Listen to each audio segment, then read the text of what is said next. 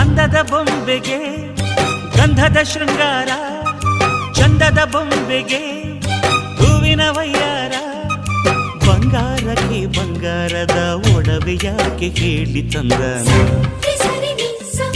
ಹೂವಿಗೆ ಹೂವಿನ ಅಲಂಕಾರ ಯಾಕೆ ತಂದನ. ನಿನ್ನ ನಗುವೆ ಬಂಗಾರ, ಮೌನ ಅಲಂಕಾರ, ನಿನ್ನ ಅಂದವ ನೋಡಿ ನಾನು ಕವಿಯಾಗಲ್ಲ.